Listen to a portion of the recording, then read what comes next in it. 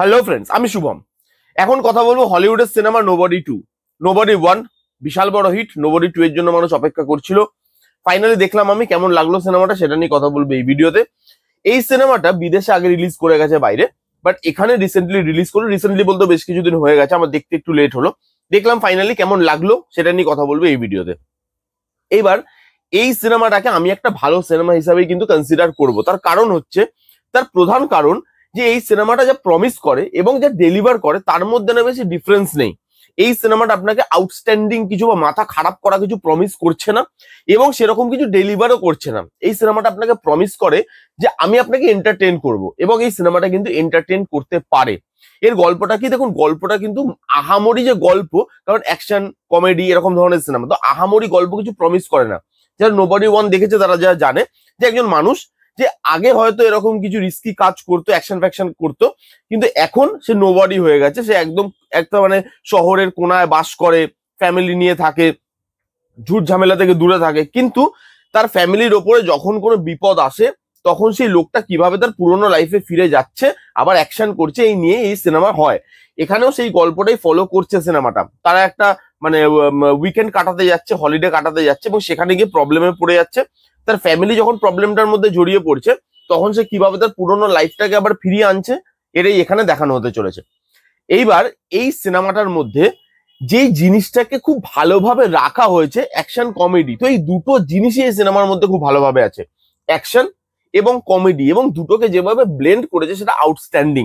এখানে যে হিরোর বাবা, তার ক্যারেক্টারটা যেভাবে কমেডি করে, এবং এখানে যে ভিলেন আছে সেও কিন্তু একটু কমেডি করার চেষ্টা করে। হ্যাঁ, তা মানে সে যে খুব এন্টারটেন করছে তা নয়, যে অ্যাকচুয়ালিতে সে কমেডি করছে সেটা নয়, কিন্তু তার ক্যারেক্টারটা সে দেখাচ্ছে যে আমি হাসি খুশি, আমি কমেডি করতে ভালোবাসি, কমেডি করতে করতে কাউকে মেরে দিচ্ছে, হাসতে হাসতে মেরে দিচ্ছে, কোনো একটা মিশনে যাচ্ছে তার আগে ডান্স করছে, একটা মানে মানুষকে মেরে দিচ্ছে, বাট এদিকে একটা ছোট কুকুর আছে সেটাকে খুব ভালোভাবে আগলে রাখছে।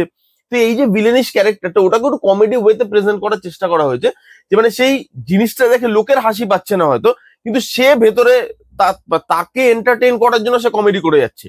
সেই জিনিসটা যেভাবে আনা হয়েছে, এখানে হিরোর বাবা সে ভালো কমেডি করছে, এখানে হিরো সে মাঝে মাঝে কমেডি করছে, অ্যাকশন সিকোয়েন্সের মধ্যে কমেডি ঢোকানোর চেষ্টা করা হয়েছে যেগুলো দেখতে ভালো লাগছে। যেমন ধরুন, একটা জায়গায় একটা টাকার বান্ডিল আছে, সেই টাকার বান্ডিলে অনেকক্ষণ আগে একটা ওই মানে তেল ফেল ফেলে যাবে, আগুনটা পড়বে, জ্বলে যাবে, মানে পুরো টাকার যে বান্ডিলটা। হিরো ওখানে অবাক হয়ে যাবে, ভাই ও তখন ফেলে গেছিলাম না, তেলটা এখন জ্বললো, সরি, মানে এরকম একটা ব্যাপার। এইবার সেই জিনিসগুলো বেশ ভালোভাবে রাখা হয়েছে, এবং অ্যাকশন খুব ভালো। এখানে একটা অ্যাকশন সিকোয়েন্স আছে একটা কারখানার ভেতরে, কারখানা বা একটা বাড়ি, কোনো ভাঙাচোরা জায়গা, সেখানে দেখানো হচ্ছে যে ভেতরে অ্যাকশন হচ্ছে, ক্যামেরা বাইরে প্লেস করা, মানে ইম্প্যাক্টটা দেখাচ্ছে আপনাকে, অ্যাকশনটা দেখাচ্ছে না। অ্যাকশনটা কি ইম্প্যাক্ট হচ্ছে ভেতরে, সেটা ক্যামেরা বাইরে রেখে আপনি বুঝতে পারছেন। সেই জিনিসটা খুব ভালো, যে বাইরে ক্যামেরা প্লেস করা, ভেতরে আওয়াজ হচ্ছে, ধাপ ধুপ মারছে, কিছু লোক বাইরে বেরিয়ে দৌড়ে চলে গেল, সেই জায়গাগুলো যেভাবে রাখা হয়েছে। এবং তারপর একটা ল্যাম্পপোস্টের পেছন থেকে ক্যামেরাটা মুভ করলো, ক্যামেরাটা ভেতরে প্লেস হয়ে গেল, কারখানার ভেতরে চলে গেল বাইরে থেকে ল্যাম্পপোস্টের থ্রু দিয়ে। সেই জায়গাটা এত সুন্দরভাবে রাখা হয়েছে। বাদ বাকি অ্যাকশন গুলো বেশ ভালো। একটা জায়গায় যে তলোয়ার দিয়ে হিরোর ভাই লড়াই করবো, ওই অ্যাকশনটা ভালো লেগেছে।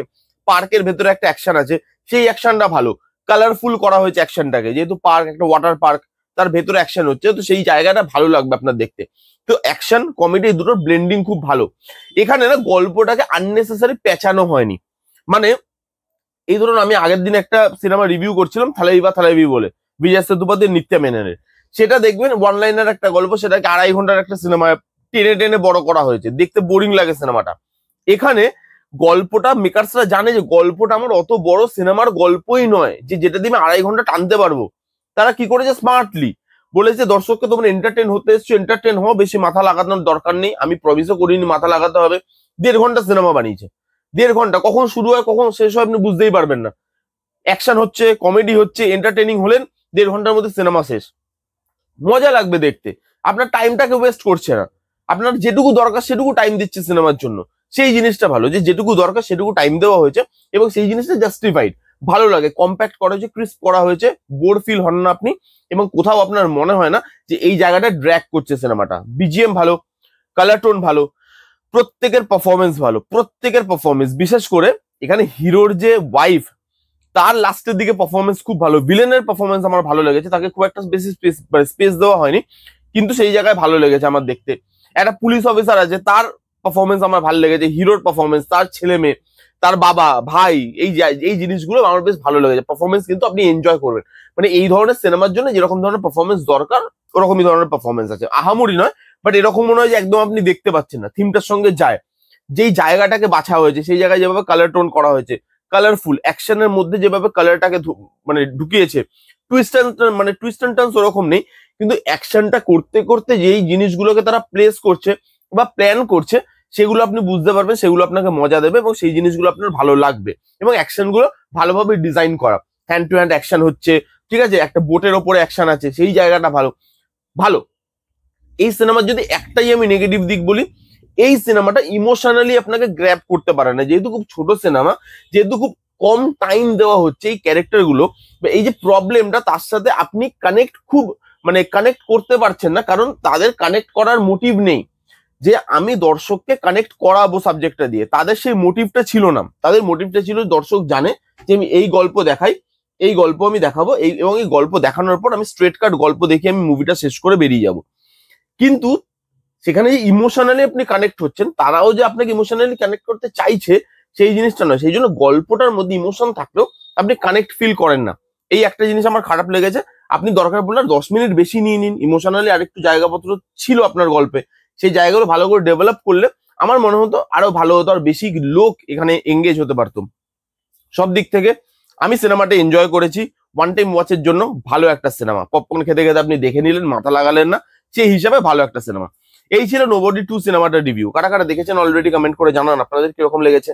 যারা যারা দেখেননি যান গিয়ে দেখতে পারেন। কেমন লাগলো রিভিউটা জানাতে ভুলবেন না। ভালো লাগলে please give it a Thums up, like করবেন, কমেন্ট করবেন, শেয়ার করবেন, চ্যানেলটাকে মাস্ট সাবস্ক্রাইব করবেন। দেখা হচ্ছে নেক্সট কোনো ভিডিওতে, ততক্ষণ bye bye, take care and be safe.